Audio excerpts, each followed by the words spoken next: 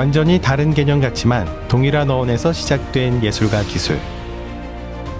지난 100년간 기술적 진보와 조형적 실험을 기반으로 한 자동차는 한 사회의 문화와 산업을 망라한 집합체가 되었다. 그렇게 아차에서 자동차로 진화하기까지 예술과 기술은 언제나 함께였다.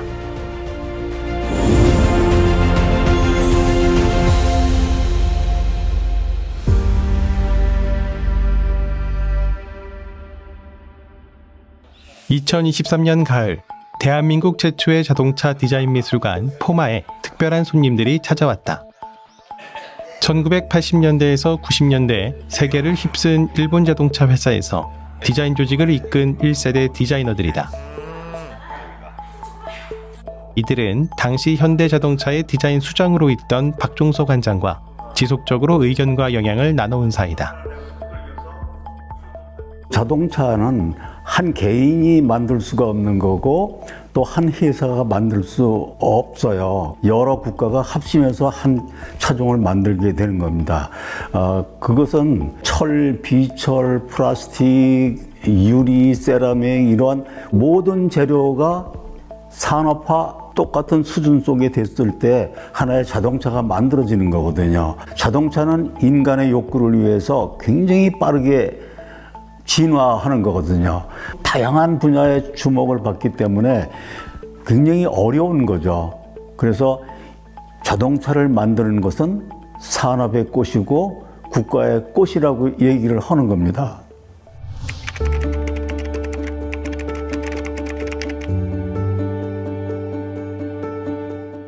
이 고민은 1771년 인류 최초의 자동차를 탄생시킨다. 순수하게 실용적인 관심과 기술을 활용한 문제 해결의 과정에 자동차의 시작이 있었던 것이다. 산업혁명의 핵심 기술인 증기기관이 소형화되면서 증기자동차는 시속 4에서 5km라는 전에 없던 속도로 거리를 질주한다. 1886년 다임러는 첫 내연기관 자동차 페이턴트 모터 바겐을 선보인다. 내연기관을 장착한 자동차는 가격과 성능 면에서 경쟁력을 갖추게 되었고 첨단 기술이 집약된 생활 필수품으로 인류의 문명을 이끌었다. 배터리 기술의 발전을 통해 미래 대안으로 떠오른 전기차. 완전히 새로운 기술은 자동차 디자인에도 획기적인 변화를 가져온다. 그리고 이제 스스로 운전하고 생각하는 자율주행까지 자동차 디자인은 당대 최고의 기술을 적용하는 실험장으로서 혁신과 발전을 거듭하고 있다.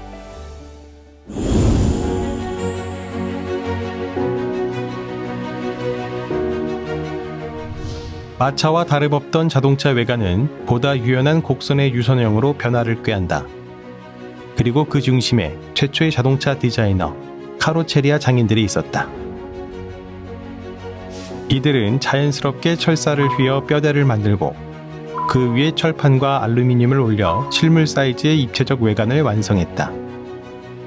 재료와 기능이 완벽하게 밀착된 곡선. 장인들의 섬세한 망치질이 빚어낸 정교한 곡선은 보는 이들에게 감탄과 전율을 넘어 안정감마저 느끼게 했다. 그것은 세상에서 가장 빠른 조각품이었다.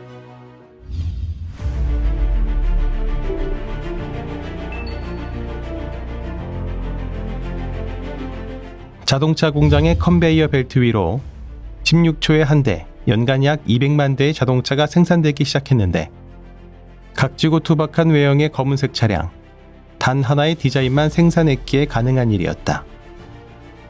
검정일색으로 뒤덮였던 거리를 형형색 색으로 물들인 것은 제너럴 모터스에서 시작한 테일핀 디자인이었다.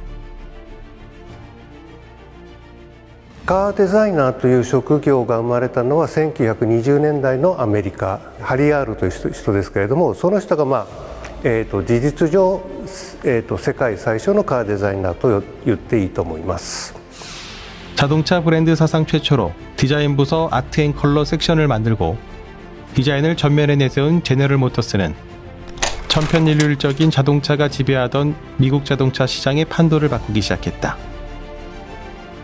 그리고 테일핀은 엘비스 프레슬리라는 초대형 신드롬과 함께 당대 미국 자동차를 대표하는 상징적인 디자인으로 거듭난다.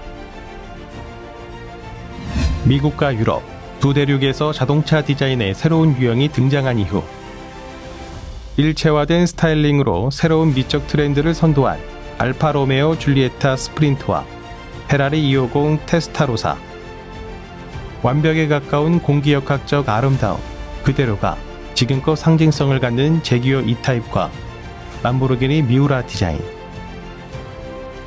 기능적이고 경제적인 현대 포니와 폭스바겐 골프 디자인에 이르기까지 자동차 디자인은 다양한 트렌드를 반영하며 시대의 얼굴이 되었다. デザインにはトレンドがあります。車の形が丸っこいものから角張ったものになる。でまた丸っこくなるって、それが10年周期だとか13年周期だとかっていうふうに真剣に研究をしていました。だけど、今はそれを乗り越えてトレンドを目指すっていうよりはトレンドを結果的に生まれてきているのが今のトレンドっていうことだと思います。 최근에는 외장과 내장, 컬러와 매터리얼, 피니시 디자인까지 순서대로 단계를 나누어 진행하기보다 처음부터 여러 부서가 동시에 진행 과정을 공유하고 각 프로세스마다 수많은 프레젠테이션을 거치며 가장 이상적인 디자인을 찾아가고 있다. 기술과 예술이 서로를 견인하며 발전을 거듭한 것처럼 디자인 개발 과정과 실제 양산 과정에서 벌어지는 한계 역시 새로운 기술을 통해 상당 부분 해결되었다. 기술의 발전은 공장에서 만들 수 있는 수준에 머물렀던 디자인을 디자이너가 상상하는 대로 만들 수 있는 디자인으로 그 범위를 확장시킨다. 하지만 무분별한 장식이나 과도하게 기능을 펼쳐놓은 디자인은 사용자의 불편을 야기하고 안전을 위협하기도 했다. 디자이너는 자유로운 사고를 합리적으로 조율해야 하는 중요성에 대해 인식하게 되었고, 이를 계기로 세월이 흘러도 변치 않는 클래식의 가치에 주목했다. 그리고 오래된 것과 새로운 것의 조화, 아름다움과 첨단 기술의 조화를 통한 미래 자동차 디자인의 근본을 모색하기 시작한다. 디자인의 중심에 있는 것, 변치 않는 기본에 다시 집중하면서 말이다.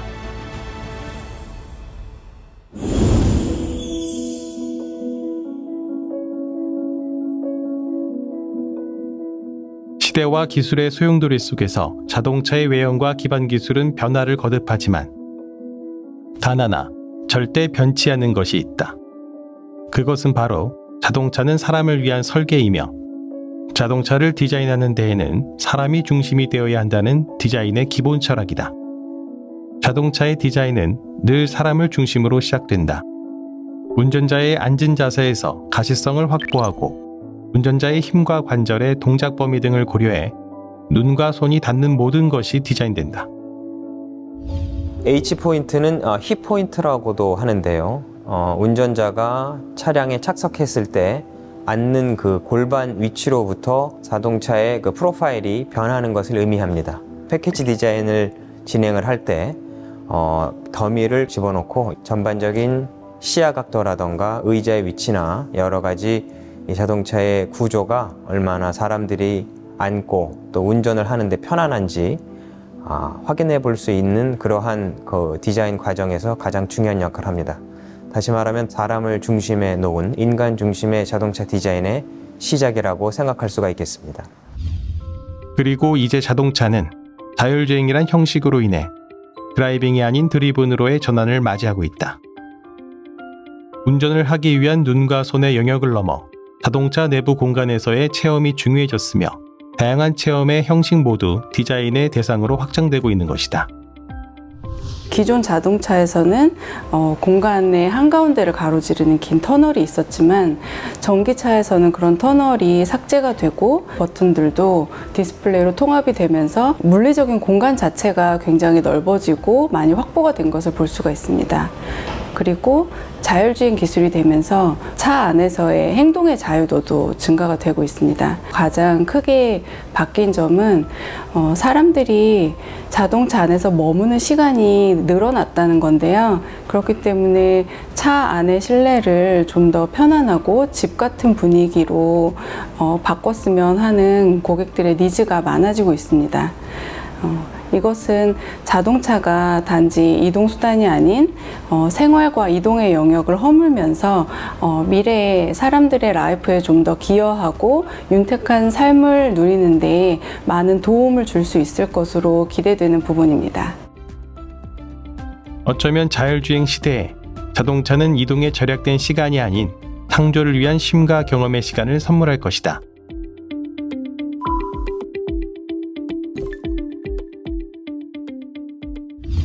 인간의 욕구가 빨리 달리는 자동차를 갖고 싶었던 거죠.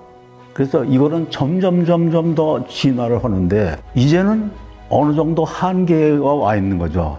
자동차가 200km 이상을 달릴 수가 없는 거거든요.